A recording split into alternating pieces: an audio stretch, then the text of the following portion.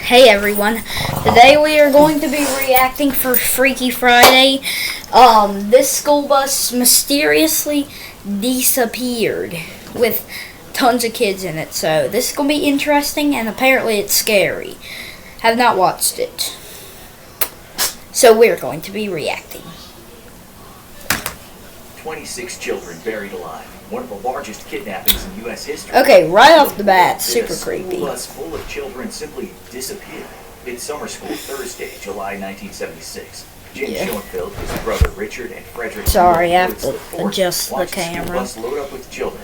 The three men all come from wealthy families, but in their early to mid-20s, the men have already made a plethora of bad decisions. Now, they're hurting for cash, and they need to make a big score fast. The brothers, James and Richard, have already been convicted of grand theft auto, but given their age and family connections, the judge sentenced them to probation. These weren't violent offenders, their high-priced lawyer had pleaded. They were just dumb kids who made a dumb choice. They'd never again pose a threat to the community. The judge believed it, and 26 children would pay the price for it. The three men knew well the route the bus was going to take. The bus, being driven by Frank Edward Ray, also known affectionately as Ed by the local community, is preparing to bring the kids back home from a summer class trip to the local fairgrounds. The kids had spent the day swimming in the fairground pool and enjoying a very rare summer school field trip. The bus is cruising down a lonely back road. There's barely any traffic here, and that's exactly what the kidnappers are counting on. They've already raced well ahead of the bus and are now prepared, waiting with the van just off the shoulder of the road. As the bus approaches, the van pulls out, completely blocking the road. Ed honks the bus's horn and he slows to a stop. You can't imagine what kind of idiot would just pull off the shoulder and block the road like that. He quickly glances back at the kids to make sure they're okay. Hold the phone! What are those on the school bus? Three men have exited the van, nylon stockings over their heads making their faces hard to see. The men have guns, which they're pointing directly at Ed. Jeez. One of the men How come he has a shotgun? Into reverse or make any dumb moves as he signals for him to open the bus's door. Ed hesitates. If he lets the armed man onto the bus, there's no telling what might happen to the children. Then again, the men could simply shoot him through the glass windows and force their way on anyway. There's no way to lock the bus door, and even if there was, an emergency door in the back of the bus would make it easy to get inside anyways. Ed decides it's better to simply cooperate and says a quick prayer as he opens the bus door. One of the masked men immediately climbs aboard. The children begin to scream in fear as they see the man with a shotgun climb onto the bus. But the man shouts at them and threatens them into silence. There's a few scattered whimpers from the children, but they comply. The man then tells them to put their heads down and keep them down. To Ed, he tells him to get off the driver's seat and sit down in one of the empty seats, at the head of the rows of seats. The masked man sits across from Ed, pointing his gun at him the whole time.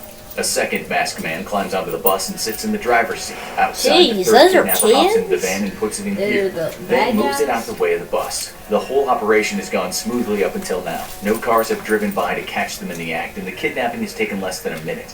The man in the driver's seat puts his foot on the gas and the bus lurches forward, with the van falling in behind it. The man sitting across from Ed draws his attention once more to the gun.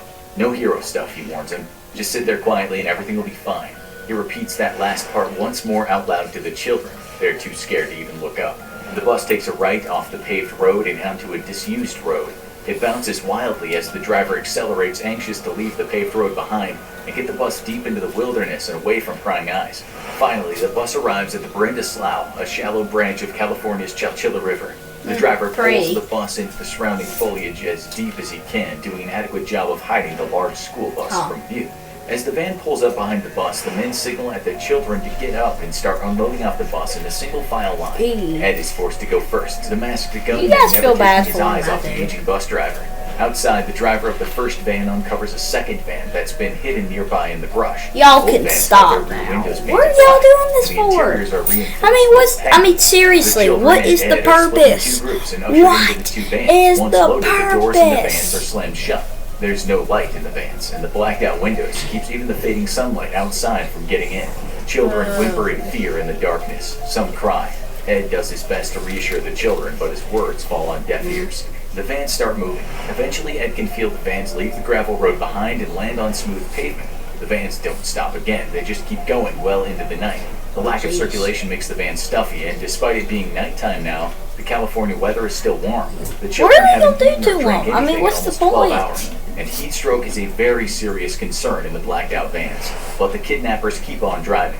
Ed tries to keep track of time, but it's impossible. He has no idea. By the time the van has finally come to a stop, it's been almost 12 hours. Oh my, The doors to one of the vans open jeez! up, Can you and Ed is greeted once more by a man imagine? wielding Can a you sawed-off imagine being in shotgun. the van for He's told to 12 get out and hours? follow, and the doors are slammed shut as he exits the van.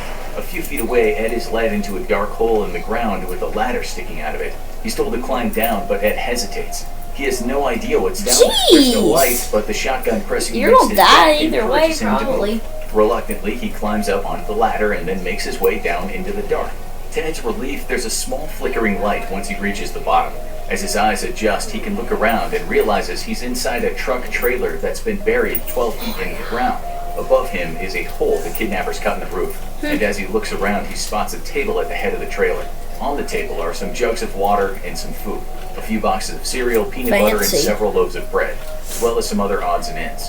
Seeing the water and food, Ed finally realizes they've been kidnapped. That's actually a relief. For half a day now, Ed's been wondering if he and the children were simply going to be killed. One by one, the children are brought out of the van. As the kidnappers drag one child out of the van, they slam the door shut again, then leave the child Why to the would hole you in the just ground leave and tell them to there? climb. Down in the buried trailer, Ed does his best to encourage the children, not wanting the kidnappers to lose their patience and hurt one of them, or worse. Some of the children try to hide all the way to the back of the vans, away from the doors, but it's no use. The kidnappers simply climb into the vehicles and angrily drag the children out. Then push them toward the hole, like that to consigning happen themselves to to their them. fate. The last of the children finally climbs down the stairs and into the trailer. in your Subsequent face. kidnappers toss a roll of toilet paper down into the hole and say, Oh, I tossed your mom. Then the children hear the sound of something heavy being dragged. To their I'm talking horror, to the they realize robbers. The kidnappers are dragging a large manhole cover over the hole leading to the outside world. Ed and 26 children have been buried alive. The only sound is the whirring of fans in the trailer. Why would which you is do that good though? news I for mean, Ed. you're not even This gonna means kill the them. You're kidnappers just have at gonna least leave thought of them the possibility forever. of What's the asphyxiation and point? installed some sort of ventilation system. You're not Whatever robbing the them wells or of the trailer anything. are, the kidnappers have cut holes, clearly intending for those to Just serve for as fun? makeshift bathrooms. I don't know. Ed and one of the older boys stick their heads into the holes, hoping to see a way to escape their predicament. Mm. But the holes only lead to a small depression in the soil around the trailer, enough to serve as a toilet and nothing more. Pushing on the rear door of the trailer, they realize their What? worst fears. They're fully and completely buried alive, and the only way out is through the hole in the ceiling that's now been completely covered up. Frederick Woods and brothers James and Richard Schoenfeld finally can breathe a sigh of relief. The three kidnappers have driven the children to Woods' family quarry, where before the kidnapping they had buried a full-size truck trailer. For several days, the men had worked to secure the trailer and install a makeshift ventilation system. The trailer was all but impossible to find unless you knew where to look, and the quarry was remote enough, half a day's drive away from the kidnapping site. The men are confident they pulled off as nearly a perfect crime as possible. The only thing left to do is phone in their demands. They dial the number to the Chowchilla Police Department and are met with a busy signal. The men dial again, and once more receive a busy signal. They wait a few minutes, and yet again another busy signal. Woods and the Schoenfeld brothers realize they can't get through to the police department to place their ransom demands, figuring that the police are probably extremely busy as news of the kidnapping has spread. They have no idea just how right they are. As distraught parents and No! media tile up Not every an ad! small police No! department I'm gonna be strike reacting again and from again, this but side fail to get now. through each time. Finally, they give up. They've been driving for half a day and were up long before that. The men are Psych, exhausted, I'm gonna and with react the children from secure, those. members decide to get some rest. The police, meanwhile, have already found the abandoned school bus and can tell by tire tracks on the That's scene creepy, that two other just finding vehicles an had departed the abandoned scene. school bus. For the terrified parents, this is mixed news. On one hand, their children are still missing. On the other, there is every indication that the children are still alive. Police try to reassure the parents, telling them that this is likely to become a kidnapping. They should be receiving a ransom demand soon, and that means a chance to bring the children back home alive. The Chowchilla police chief, overwhelmed and out of his depth, places a call to the governor and requests help. Within an Why hour, didn't they just 30 kill FBI the agents kids have if they were arrived, and the gonna hunt for the kidnap kidnappers them? is on. What? But for the children who've been buried alive, things are very quickly becoming lethal. They've been underground for half a day now. The food and water have run out, and the temperature inside the buried trailer is sweltering.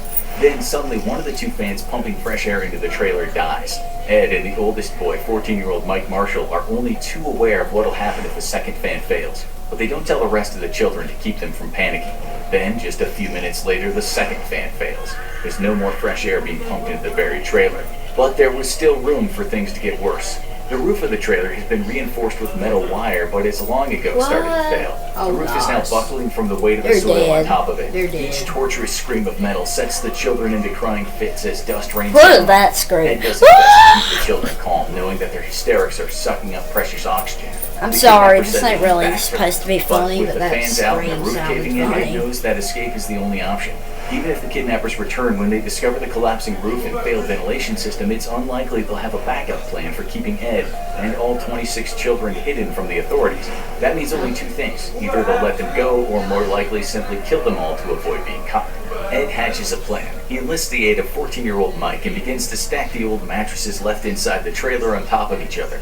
Eventually, they manage Why don't to y'all create just a high grab enough the stack that guns Ed from and them and Mike then can reach the pow. hole in the top of the trailer. They're that But there close isn't that enough while room for just both to push slide on the under heavy them, grab the manhole gun, blocking their shoot them escape all. route. Bam. So Ed and Mike must take turns. I mean, that's pushing on the lid. murder, but Ed they and Mike kinda both know that deserve they're it. fighting to survive a triple 'Cause they're threat. trying to That kill us oxygen will soon run out, asphyxiating all. They kind of The deserve roof it. will cave in at any moment, burying all of them in thousands of pounds of dirt. And once the kidnappers return to discover their hiding hole for the children is compromised, they'll likely kill all of them in order to avoid being discovered. Mike pushes against See the how manhole cover evil they with are? all of his strength, fighting for all 27 lives buried in the trailer. Suddenly, the cover shifts a bit. Mike pushes even harder, widening a tiny little gap. The children below explode into cheers, but the manhole cover is barely nudging. Mike sticks a hand through the small opening he's created and feels around on top of the cover. He realizes that the kidnappers have stuck 2 heavy truck batteries on top of the cover. He works at the batteries for minutes, nudging them inch by inch and sliding them toward the edge of the manhole cover. Finally, he's pushed them off and the cover becomes much easier to slide out of the way. Then, Mike discovers they're a far cry from freedom. Expecting to see a night sky above, Mike realizes that the kidnappers have built a wooden box around the entrance to the buried trailer. The box is just large enough for Mike to pull himself up into, far too small for Ed to help. If they're all going to survive, it's up to Mike now. Mike begins pounding on the walls of the box. He's terrified that he'll break through only to discover the kidnappers outside waiting with guns. But he knows if they stay in the trailer, they're as good as dead anyway. So he continues pounding on the wooden sides. Finally, he manages to crack the tough wood, finding dirt past it. The box itself has also been buried, and Mike rips the wood away Jeez, they and got starts digging 3 through the soil. layers. The going is tough Thing, at first, but as he pushes the box, through into and the looser soil, dirt. Mike knows he's near freedom. Then suddenly he bursts out of the ground and into daylight.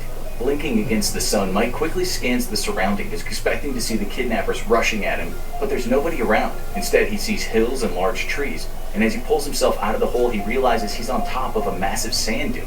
The buried trailer is perfectly camouflaged. There's no chance anybody would have found them if they stayed put. One by one, the children climb out of their would-be tomb and greedily suck up the fresh air. By the time the group is out, it's already 8 p.m. Ed and the children have been buried alive for nearly 16 hours. Off in the distance, they hear the sounds of heavy equipment and machinery, and the children become fearful. What if it's the kidnappers? But Ed knows they have no other choice. They have to find someone that can help them. The group makes its way toward the sounds of machinery, and they spot a large group of men operating heavy equipment. Ed and the 26 children rush out of the tree line to the absolute amazement of the working men. They did it against all odds. They found their way to freedom. The children had been buried 100 miles from their kidnapping site. And as Frederick Newhall Woods IV and James and Richard Schoenfeld woke up from their exhausted sleep, they would turn on the news to discover the group had set themselves free and been rescued. It wouldn't take long for the police to narrow in on Woods, and after executing a search warrant on Woods' father's estate, they found a draft of the ransom note and one of the guns used in the kidnapping. The 3 kidnappers had already fled, but Woods would eventually be caught 2 weeks later in Vancouver, Canada. James Schoenfeld was captured on the very same day in Menlo Park, California, while Richard Schoenfeld had turned himself in voluntarily 6 days prior. The 3 men were given life in prison with a possibility of parole. Richard Schoenfeld was paroled in 2012 No, at they the age should of deserve 77. death row. His brother Why? James was paroled 3 years later, aged 82. Frederick Woods, wealthy heir to a fortune estimated at $100 million, would be denied parole 19 times, and if he lives to see it, his next hearing will be in 2024. Now, go check out If You Were Kidnapped, Do This to Survive. Well- Advice from experts. Or click this other video. I love you guys, and that was the vid. So I guess I'll see you guys in the next video / silly Saturday. Yeah. Boom, boom, boom. Hope you guys have a good day. And one more benediction. Oreo. Bye bye.